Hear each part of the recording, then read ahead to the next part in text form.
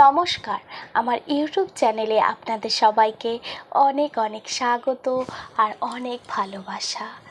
আজকের নিবেদন মৃত্যুর মিত্র।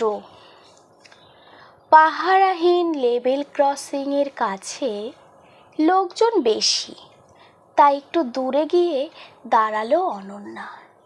একটা লোকাল ট্রেনের অপেক্ষা, মরতে তাকে হবেই।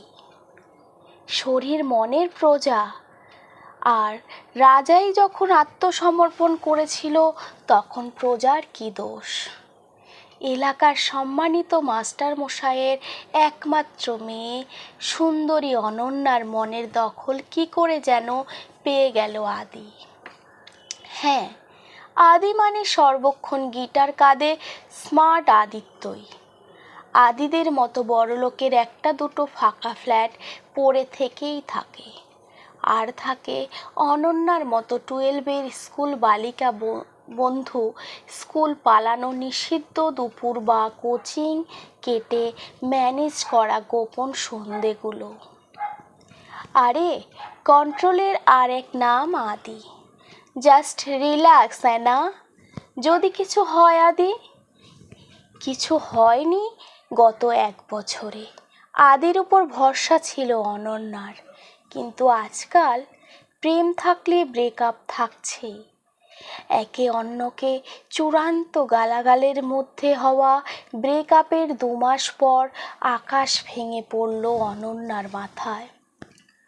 অচেনা দোকান থেকে কিনে আনা টেস্ট কিট সেদিন ভোরে তার সন্দেহ মিটিয়ে দিল। আদির সাথে এ নিয়ে কথা বলার জায়গা নেই, বললেও সে না করবে, স্বীকার করবে না, না কোনো দায় নেবে। জানলে বাবাও বাঁচবে না, সেই বা কোন মুখে বাঁচবে বাবার মুখ পুড়িয়ে। পাড়াপড়শি আত্মীয়তার সুন্দরী রূপের পিছনে এই কদর্য কাণ্ড নিয়ে কাদায় হোলি খেলবে। উফ, আর ভাবতে পারিনে সে। শেষ কথা, সে মরবে। ট্রেন আসছে, তার মুক্তিদাতা মৃত্যুদূত আসছে জমজমিয়ে। কিন্তু এ কি, কেমন অবশ হয়ে আসছে অনন্যার হাত পা। নার্ভাস হলে হবে না, ঝাঁপাতে তাকে হবে। এই তার মুক্তি। লাফাতে যাবে ঠিক সেই মুহূর্তে হৈ হৈ করে একটা চিৎকার লেভেল ক্রসিংয়ের দিক থেকে। নিমেষের জন্য ওদিকে ফিরতেই ট্রেনটা চলে এলো হুটপাট করে। ঝাঁপানো হলো না অনন্যার, তবে কি লোকজন তাকে দেখেই হৈ হৈ করে উঠল? কিন্তু সে কি করে সম্ভব? সন্ধ্যের অন্ধকারে আর ঝোপের আড়ালে তাকে দেখার কথা নয়। ভিড়ের ফাঁক দিয়ে দেখা যাচ্ছে প্রায় রেল লাইনের উপর বসে একজন কম বয়সী ভদ্রমহিলা একটা গোলগাল 2-3 বছরের শিশুকে বুকে জাপটে ধরে কাঁদছেন, আর তার গায়ে মাথায় অঝরে চুমু খাচ্ছেন। অনন্যা বুঝল, মা তার অসাবধান বাচ্চাকে নিশ্চিত মৃত্যু থেকে বাঁচিয়ে ফেলেছেন দেখে ধড়াস করে বুক থেকে কি যেন একটা ভার তার নেমে গেল। লোকজনের ভিড় তবুও কমেনি। কেউ ভদ্রমহিলাকে তুলছে নাই বা কেন। এগিয়ে দেখতে ইচ্ছে হলো অনন্যার।